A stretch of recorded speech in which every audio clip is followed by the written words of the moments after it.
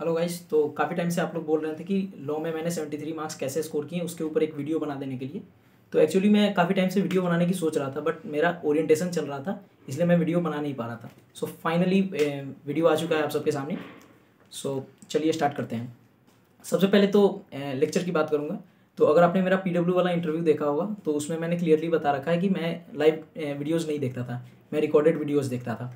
इससे क्या होता था कि एक तो लाइक अगर मैं रिकॉर्डेड देख रहा हूँ तो स्टार्टिंग के 5 मिनट सर कुछ पढ़ाते नहीं थे, और मतलब यही हाई हेलो होता था कि सब लोग कैसे हैं ये वो। और लास्ट के 5-10 मिनट में बच्चे इधर उधर की बातें करते थे, तो वो मैं टोटली स्किप कर देता था। दूसरी बात, मैं most of the videos 1.5x या फिर 2x पे देखता था, मोस्टली 2x पे। इससे क्या होता था, मेरा बहुत सारा टाइम सेव हो जाता था। तो आप लोगों को मतलब ये आपके ऊपर है कि हाँ आपको वीडियोज 1.5x 2x पे देखनी है या फिर लाइव देखनी है, रिकॉर्डेड देखना है, ये आप लोग के ऊपर है। अगर आपको लेक्चर में कोई भी डाउट नहीं आ रही है तो आप बेझिझक रिकॉर्डेड देखो। और मैं सजेस्ट करूँगा कि एटलीस्ट 1.5x पे देखने के लिए, क्योंकि मोस्ट ऑफ द जो टीचर्स हैं उनकी वीडियोज़ बहुत मतलब लाइक स्लो होती है, आप मेंटेन कर सकते हो तो वो कर लो। लाइक इससे बहुत सारा टाइम सेव होगा। इससे क्या होगा कि आप वो जो टाइम बच रहा है उसको आप सेल्फ स्टडी को डिवोट कर सकते हो। दूसरा सवाल ये है कि कौन सी बुक हमें रेफ़र करनी चाहिए। तो मैं ये बात बहुत स्ट्रिक्टली बोल रहा हूँ कि ICAI की स्टडी मटेरियल के अलावा आपको कुछ रेफ़र नहीं करनी है। एक बार फिर से बोल रहा हूँ कि ICAI की स्टडी मटेरियल के अलावा आपको कुछ और रेफ़र करने की कोई ज़रूरत नहीं है। इससे होगा यूँ कि अगर आप किसी और टीचर की कोई बुक रेफ़र कर रहे हो तो उसमें बहुत सारा कंटेंट दिया हुआ है और मोस्ट ऑफ द कंटेंट वही है, बस ईजी लैंग्वेज में है। तो आपको एक तो आप स्टडी मटेरियल पढ़ोगे ICAI की, फिर उस टीचर की बुक पढ़ोगे, फिर उसमें बहुत सारे क्वेश्चंस दिए होंगे, उसमें आप कंफ्यूज हो जाओगे। तो वो सब दिए रहेंगे, तो इन सब झमेले में नहीं पढ़ना है हम लोगों को। सिर्फ स्टडी मटेरियल पढ़ना है ICAI का। दूसरी बात कि अब पढ़ना कैसे है, तो सबसे पहले तो आपको लेक्चर्स अटेंड कर लेने हैं। लेक्चर्स के बाद अब जैसे लॉ की बुक आपने उठाई तो जैसे सेक्शन वाइज वहाँ पे वो पैराग्राफ दिया हुआ है, तो आपको पहले तो लेक्चर्स पूरे कंप्लीट कर लेने हैं एक पार्टिकुलर चैप्टर के। उसके बाद आपको बुक पे आना है। बुक में अब जैसे कि सेक्शन दिया हुआ है तो आपको एक बार, दो बार, तीन बार, जितनी बार मन करे आपको उसको पढ़ना है। फिर उस सेक्शन को अपने मन में इमेजिन करना है कि हाँ अपनी भाषा में, जैसे कि हाँ आपकी भाषा मान लो हिंदी है तो आपको उसको हिंदी में इमेजिन करना है कि ये सेक्शन क्या बोल रहा है। उसके बाद आपको दिमाग में सोचना है कि उसको हिंदी में। उसके बाद क्या करना है, उसमें जो भी डाटा वाली चीज़ें हैं, जैसे थ्रेशोल्ड है कि हाँ फलानी कंपनी का नेटवर्थ 500 करोड़ के ऊपर होगा तो ये वाला सेक्शन उस पर एप्लीकेबल होगा। इसका नेट प्रॉफिट 5 करोड़ के ऊपर होगा तो एप्लीकेबल होगा, जैसे CSR में है या फिर और भी बहुत सारी चीज़ों में है। तो डाटा वाली चीज़ों आपको अलग करके लिख लेनी है। मान लो आप एक नोट्स बना रहे हो, शॉर्ट नोट्स समझ लो, उसमें आपको लिख लेनी है। बाकी जो भी जो चीज़ें हैं उसको आपको बुक में अंडरलाइन कर लेना है। मतलब आपको पूरे पैराग्राफ में से एक या दो लाइन अंडरलाइन करनी है जो पूरे सेक्शन को डिफाइन कर दे। मतलब समझ रहे हो ना कि अगर आप कल को उस एक या दो लाइन को पढ़ो तो आपको पता चल जाए कि हाँ इस पूरे सेक्शन में क्या बात हो रही है। और अगर आप उस सेक्शन को मतलब 2-3 बार ऑलरेडी पढ़ चुके हो तो आपको ऑटोमेटिकली ऊपर ऊपर से पढ़ने में भी समझ में आ जाएगा कि हाँ उसमें क्या लिखा हुआ है। और जो भी डाटा वाली चीज़ें हैं उसके आपको एक शॉर्ट नोट्स की अलग कॉपी बनानी है, उसमें लिख लेनी है। और डाटा वाली जो चीज़ें हैं वो बहुत ज़्यादा इंपॉर्टेंट है, क्योंकि MCQ और जो क्वेश्चंस हो गए, मतलब 70-80% काम आपका सिर्फ डाटा वाले क्वेश्चन से चल जाएगा। थ्योरी क्वेश्चंस बहुत कम आते हैं लॉ में, स्पेशली कॉर्पोरेट लॉ की मैं बात कर रहा हूँ। तो ये करना है। और नोट्स की बात करते हैं। नोट्स आपको मैं सजेस्ट करूँगा नहीं बनाने के लिए, बहुत ज़्यादा टाइम कंज्यूम करेगा। और नोट्स मतलब नोट्स मेरे कहने का मतलब जिसमें आप हर एक सेक्शन को अलग लिख रहे हो वो वाली नोट्स नहीं बनानी है। शॉर्ट नोट्स बनानी है जिसमें सिर्फ इंपॉर्टेंट थ्रेशोल्ड, पेनाल्टी 3-4 ही इंपॉर्टेंट है, वो आपको लिखनी है। और इंपॉर्टेंट सेक्शंस भी आपको सारे नहीं लिखने हैं, हाँ जो रिपीटेटिव लगे वो लिखने हैं। दूसरी बात ये आती है कि बच्चे पूछते हैं कि हाँ सेक्शन हमें याद करने हैं या नहीं। तो मैं स्ट्रिक्टली बोलूँगा सेक्शंस आपको याद नहीं करने हैं।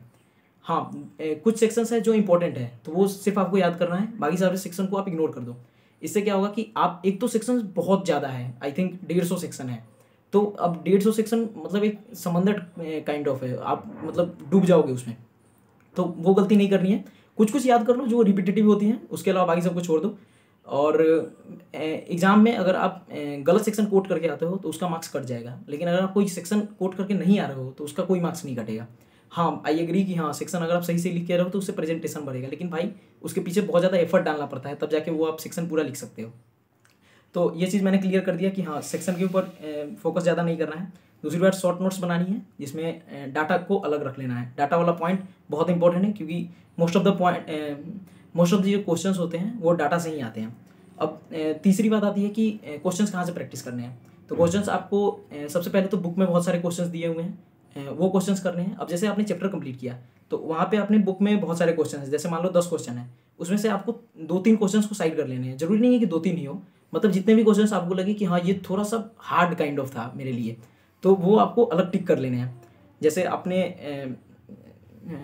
आपने बुक में किया वैसे ही आपको अब चैप्टर वाइज आरटीपी खोलनी है लास्ट 4-5 अटेम्प्ट की, उसमें से भी सारे क्वेश्चंस को देख लेने हैं और जो भी क्वेश्चंस आपको थोड़ा सा हार्ड लगे, थोड़ा सा डिफरेंट लगे, उसको अलग से टिक कर लेना है। ये कर लिया आपने। उसके बाद पहले बुक के क्वेश्चंस, फिर आरटीपी के क्वेश्चंस, और एक बार जब पूरा बुक कंप्लीट हो जाए उसके बाद आपको पीवाईक्यू पे जाना है। पीवाईक्यू भी लास्ट 4-5 अटेम्प्ट का, ज़्यादा अटेम्प्ट का नहीं, और वहाँ से भी क्वेश्चंस आपको उठा लेने हैं, टिक कर लेने हैं कि हाँ ये क्वेश्चंस मुझे थोड़ा सा डिफरेंट लगा था। अब ये टिक करने वाला पॉइंट बहुत इंपॉर्टेंट है क्योंकि ये लास्ट 1.5 डे में बहुत ज़्यादा काम आएगी, ये वाली भी, और जो आपने बुक में टिक कर रखी है, जो इंपॉर्टेंट पॉइंट सेक्शंस के पॉइंट्स जो आपने टिक कर रखे हैं वो भी बहुत ज़्यादा काम आएगी। उसके बाद बात आती है कि एमसीक्यू की प्रैक्टिस कहाँ से करें। तो सबसे पहले तो आपके आईसीएआई ने बहुत सारी एमसीक्यू दे रखी है, लाइक एक तो बुक के पीछे, मतलब उतनी ज़्यादा नहीं है बट वो एमसीक्यू कर सकते हो, हर एक चैप्टर के अंत में है। उसके बाद आईसीएआई ने अपने बीओएस पोर्टल पे एक आईसीएआई एमसीक्यू बुकलेट करके रिलीज़ कर रखा है, तो वो आप रेफर कर सकते हो। उसमें बहुत सारे एमसीक्यू हैं और वो इनफ है, मतलब लाइक वो आप कर ले रहे हो ना तो एक भी एमसीक्यू आपका छूट नहीं रहा है, और एमसीक्यू बहुत ज़्यादा हार्ड नहीं आता है लॉ में। अगर आपके प्रोविजंस क्लियर हैं तो एकदम मक्खन टाइप एमसीक्यू लगेंगे। तो एक तो बुक के एमसीक्यू कर लो, एमसीक्यू बुकलेट से कर लो, और एक आरटीपी में भी बहुत सारे एमसीक्यू दिए रहते हैं, वो कर लो, बस उतना काफ़ी है। और हाँ, टिक यहाँ भी करना है, जो क्वेश्चंस आपको थोड़े से हार्ड लगे एमसीक्यू में वो आपको टिक कर लेना है, ताकि बाद में जब आप रिवाइज करने जाओ तो सारा क्वेश्चंस आपको रिवाइज नहीं करना पड़े, कुछ ही देखना पड़े।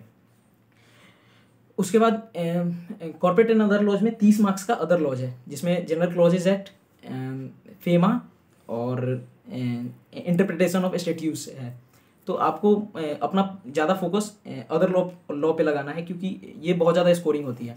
और इसका एक ट्रिक ये भी है कि इसमें क्वेश्चंस बहुत ज़्यादा रिपीटेटिव आते हैं, और जो भी बुक में एग्जांपल्स दिए हुए हैं और क्वेश्चंस दिए हुए हैं मोस्ट ऑफ द क्वेश्चंस वहीं से आते हैं। तो आपको अदर लॉज पे बहुत ज़्यादा ध्यान देना है, बहुत स्कोरिंग है। एमसीक्यू तो इससे बहुत ईजी आते हैं, और क्वेश्चंस भी होते हैं वो रिपीटेटिव होते हैं और बहुत ईजी आते हैं, तो वो कर लेना। उसके बाद मैं आपको बता दूं कि हाँ, उसके बाद ये है कि जैसे मैंने बताया कि आपको बुक के क्वेश्चंस ही बुक से ही पढ़ाई करनी है। उससे क्या होगा कि आप जितना बुक को पढ़ोगे उतना ज़्यादा बुक का लैंग्वेज आपके दिमाग में जाएगा। जैसे मान लो मैंने कोई सेक्शन पढ़ा, तो उस सेक्शन को अब मैंने अपने दिमाग में इमेजिन किया, फ्रेम किया कि हाँ वो सेक्शन ऐसे ऐसे है। तो आप अगर दिमाग में फ्रेम करोगे तो वो जो बुक की लैंग्वेज होगी ना वही ऑटोमेटिकली फ्रेम होती जाएगी। अब इससे क्या होता है कि जब आप एग्जाम में जाके आंसर लिख के आते हो तो आपको पता है जो एग्जामिनर चेक करता है वो सजेस्टेड आंसर से आपका आंसर मैच करता है, और जितना ज़्यादा मैच करेगा उतने ज़्यादा ही मार्क्स मिलेंगे आपको। तो अगर आप बुक की लैंग्वेज जितनी ज़्यादा लिख के आओगे उतने ज़्यादा मार्क्स आपको मिलेंगे। तो अगर आप बुक की लैंग्वेज जितनी बार पढ़ोगे वो आपके लिए फ़ायदेमंद होगा।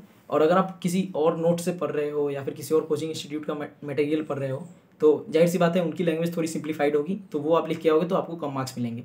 तो ये मेरी गाइडेंस रहेगी कि आपको आईसीएआई स्टडी मैट ही फॉलो करनी है। उसके बाद इतना सब हो जाने के बाद आपको 2-3 बार सिलेबस को रिवाइज करना है, जो भी आपने टिक विक कर रखा है उसको 2-3 बार रिवाइज करना है ताकि आपके कॉन्सेप्ट्स अच्छे से क्लियर हो जाए। उसके बाद 2 एमटीपी देने हैं, आईसीएआई खुद एमटीपी रिलीज़ करती है, वो आप दे सकते हो, या फिर अगर कुछ और देने का मन हो तो कोई भी पीवाईक्यू उठा लेना आईसीएआई की, वो दे देना, वो इनफ है। ये कर लेना है और ये ठीक है। और अब आता हूँ मैं कि 1.5 डे बिफोर एग्जाम उसमें क्या करना है आपको। सबसे पहले तो आपने जो शॉर्ट नोट्स बना रखी है जिसमें आपने डाटा वाली कंटेंट लिख रखी है, डाटा वाली कंटेंट मतलब वही थ्रेशोल्ड, पेनाल्टी, सेक्शंस, जो भी इंपॉर्टेंट आपने लिख रखी है उसको रिवाइज करना है। उसके बाद एक बार बुक पे चले जाना है, बुक में जो जो लिखा हुआ है, बुक आप पूरा रिवाइज नहीं कर सकते हो 1.5 दिन में, तो आपको ऊपर ऊपर से देख लेना है। अगर आपने 2-3 बार पहले रिवाइज कर रखा है तो ऑटोमेटिकली आप ऊपर ऊपर से देखते जाओगे तो वो आपके दिमाग में छपते जाएगा कि हाँ क्या लिखा हुआ है उसमें। अदर लॉज को बहुत अच्छे से देखना है, वो बहुत ज़्यादा स्कोरिंग है। और उसके बाद फिर आपने क्वेश्चंस भी टिक कर रखे होंगे बुक में भी, आरटीपी, एमटीपी, पीवाईक्यू में भी आपने क्वेश्चंस टिक कर रखे होंगे, एक बार उस पर चले जाना है। सेम गोज फॉर एमसीक्यू में भी आपने जो क्वेश्चंस टिक कर रखे हैं वो देख लेने हैं अच्छे से। बस हो गया, 1.5 डे बिफोर एग्जाम यही करना है।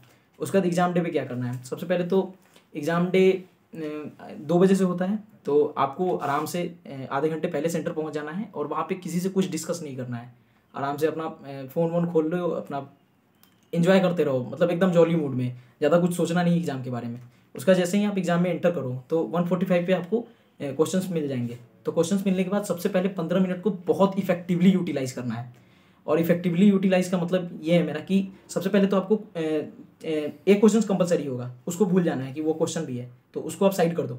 उसके बाद बाकी जो 5 क्वेश्चन होंगे उसमें से कोई 4 आपको अटैम्प्ट करने हैं। तो उस 5 में से अब आपको सिलेक्ट करना है। जैसे 2 का ए है तो वो मैंने देख लिया, वो मुझे ऊपर ऊपर से पढ़ लिया, मतलब पूरा पढ़ना नहीं है क्योंकि बहुत ज़्यादा टाइम लग जाएगा पूरा पढ़ने में। ऊपर ऊपर से देख लिया कि हाँ ये क्वेश्चन ये बोल रहा है, उसके बाद उसको मैंने टिक कर लिया अगर मुझे आता होगा तो। अगर मुझे नहीं आता होगा मैं उस पर एक क्रॉस मारूंगा और फिर ऐसे करते जाना है सारे क्वेश्चन पे। जिस भी क्वेश्चन के सब पार्ट में ज़्यादा क्रॉस होगा उस क्वेश्चन को मैं अटैम्प्ट नहीं करूँगा। जैसे मान लीजिए कि 3rd नंबर क्वेश्चन था, उसके अंदर में 4 क्वेश्चन थे सब क्वेश्चन, तो अब उसमें 2 क्वेश्चन मुझे नहीं आ रहे हैं तो मैं उसको अटैम्प्ट नहीं करूँगा, जाहिर सी बात है, और बाकी सारे क्वेश्चंस को अटैम्प्ट करूँगा। दूसरी बात, आपको क्वेश्चंस ऐसे फ्रेम करने हैं कि जो आपको आ रहा है और जिसका आंसर बहुत छोटा होने वाला है, जो बहुत कम टाइम कंज्यूम कर रहा है, उसको आपको सबसे पहले अटैम्प्ट करना है। और जो क्वेश्चन थोड़ा बड़ा है, थोड़ा टाइम टेकिंग है, उसको लास्ट में अटैम्प्ट करना है। ये स्ट्रेटजी होनी चाहिए। MCQ बहुत ईजी आते हैं तो आप उसको एकदम स्टार्टिंग में अटैम्प्ट कर सकते हो। 20-25 मिनट रखना है MCQ के लिए, काफ़ी है। 20-25 मिनट में आराम से हो जाएंगे MCQ। और MCQ पे किसी पे भी ज़्यादा टाइम तक टिके नहीं रहना है, मतलब ईगो पे नहीं ले लेना है कि हाँ ये मेरे से क्यों नहीं बन रहा है। बहुत ईजी रहता है तो आराम से कर लोगे। कोई एक हार्ड लगे तो छोड़ देना, उस पर लास्ट में आ जाना जब टाइम बचे तो, अदरवाइज वो आपका बहुत ज़्यादा टाइम खा जाएगा। और अगर आप 15 मिनट में क्वेश्चंस को अच्छे से नहीं पढ़ पा रहे हो तो 5 मिनट 7 मिनट एक्स्ट्रा ले लेना और क्वेश्चंस को एक बार अच्छे से पढ़ लेना कि हाँ कौन से क्वेश्चन आपको अटेम्प्ट करने हैं। क्योंकि अगर एक बार आपने क्वेश्चन सिलेक्शन गलत कर दिया तो फिर वो बहुत महंगा पड़ेगा आपको, मतलब एक पूरा क्वेश्चन आपको कॉस्ट कर जाएगा। आई थिंक 17 या 20 मार्क्स का जो भी होगा वो आपको महंगा पड़ जाएगा। ऊपर से आपको आंसर कैसे लिखना है, आंसर में सबसे पहले आपको लिखना है ऊपर में प्रोविज़न में कि हाँ इस पर कौन सा सेक्शन एप्लीकेबल है वो लिखना है। हाँ, सेक्शंस यहाँ पे आपको तभी कोट करने हैं जब आपको पूरा सेक्शन याद हो, अदरवाइज कोट नहीं करना है। उसके बाद उसके नीचे लिखना है fact of the case. Fact of the case में वही चिपका देना है जो क्वेश्चन में दिया हुआ है, वो कट कॉपी पेस्ट अपनी लैंग्वेज में कर सकते हो, बट वही जो क्वेश्चन दिया हो वही करना। उसके बाद एनालिसिस में आपको लिखना है कि हाँ ये प्रोविजन से और फैक्ट ऑफ द केस को वो करना है, रिलेट करना है। उसके बाद कंक्लूजन में कि हाँ आपके हिसाब से क्या आंसर होगा वो लिखना है। ऐसे लिखोगे, अगर आपका पूरा आंसर गलत भी होगा तो भी एग्जामिनर 5 में से 1 नंबर दे देगा आपको, फैक्ट ऑफ द केस का ही 1 नंबर मिल जाएगा। और ऐसे लिखना जनरली बेटर होता है। मैंने भी यही किया था अपने एग्ज़ाम में। दूसरी बात, आपको अपनी जो स्पीड है वो स्टार्टिंग से ही मेंटेन रखनी है। जैसे कि अगर मैंने बहुत सारे बच्चों को देखा है स्टार्टिंग में तो एकदम स्लो लिखते हैं और लास्ट में पता चलता है कि हाँ आधे घंटे बचे हैं और पूरे के पूरे 2 क्वेश्चन बाकी है, तो वहाँ पे अपना स्पीड मेंटेन करने का ट्राई करते हैं। तो वो गलती नहीं करनी है, आराम से स्टार्टिंग से ही स्पीड मेंटेन करनी है। मैंने अपना क्वेश्चन 2 आवर्स 40 मिनट में कंप्लीट कर लिया था लॉ का। ये इसलिए क्योंकि मैंने लॉ के MCQ 15 मिनट में कंप्लीट कर लिए थे और बाकी क्वेश्चन मैं स्टार्टिंग से ही स्पीड मेंटेन कर रखा था, इसलिए मेरा हो गया। अदरवाइज अगर कोई बंदा MCQ पे ही 30 मिनट से ज़्यादा दे रहा है और एक क्वेश्चंस पे बहुत ज़्यादा टाइम दे रहा है तो उसका बहुत ज़्यादा टाइम लग जाएगा और उसका 3 घंटे में कंप्लीट होना बहुत मुश्किल है। ये करना है आपको। और हर एक जो वर्ड लिखना है लॉ में वो बड़ा लिखना है। ये लॉ में नहीं, हर एक थ्योरी पेपर में एप्लीकेबल है कि कोई भी आप वर्ड लिख रहे हो, जैसे XYZ इज अ कंपनी, तो XYZ एकदम बड़ा एग्जामिनर को एकदम दिखना चाहिए कि हाँ तुम क्या लिख रहे हो। और राइटिंग ट्राई करना क्लियर लिखने की, और एक लाइन में मैक्सिमम 3 या 4 वर्ड लिखना, उससे ज़्यादा वर्ड नहीं लिखने हैं। और जैसे कोई भी एक पैराग्राफ एंड हो रहा है तो उसके बाद एक लाइन का गैप छोड़ना है और तब दूसरा लाइन लिखना है। इससे क्या होगा कि एग्जामिनर पे एक अच्छा इम्पैक्ट पड़ेगा तुम्हारा कि हाँ इसने मतलब कॉपी को अच्छे से सजा के लिखा है। ये सब करना। और जो भी मेन आंसर होगा, जैसे कि मान लो पूछ रहा है क्वेश्चन कि CSR इस कंपनी पे एप्लीकेबल होगा या नहीं होगा, तो तुम्हारा कंक्लूजन में आंसर है yes it will be applicable. तो यस को कंक्लूजन में जो यस है उसको या तो अंडरलाइन कर देना या फिर एक बॉक्स में डाल देना ताकि वो हाईलाइटेड हो कि हाँ तुम्हारा आंसर यस है। तो उससे एग्जामिनर ऊपर से भी देख लेगा कि हाँ तुमने क्वेश्चन को सही आंसर कर रखा है, तो वो एक प्री कंसीव्ड माइंडसेट हो जाता है कि हाँ इसने ऊपर का भी सही से लिख रखा हो। तो ये कर सकते हो। सेक्शंस मैंने बता दिए, अगर याद हो तभी लिखने हैं और जितनी ज़्यादा हो सके बुक की लैंग्वेज लिखनी है, क्योंकि आपको पता है सजेस्टेड आंसर से आपकी आंसर मैच की जाएगी, तो जितना ज़्यादा बुक का लैंग्वेज होगा उतना ही ज़्यादा मार्क्स मिलेगा आपको। उसके बाद हाँ एक और ट्रिक मैंने अपनाई थी कि मतलब मान लो अगर कोई क्वेश्चन दिया है, तुम्हें उसका आंसर पता है लेकिन तुम्हें प्रोविज़न नहीं पता है, इस पर दोनों प्रोविजंस लग सकते हैं, जो तुम सोच रहे हो वो दोनों प्रोविज़न लग सकते हैं, तो क्या करोगे? तो इसमें मैंने ये किया था कि मैं दोनों प्रोविज़न लिख के आ गया था। दोनों प्रोविज़न लिख दिया, फिर फैक्ट ऑफ द केस लिख दिया और फिर कंक्लूजन लिख दिया।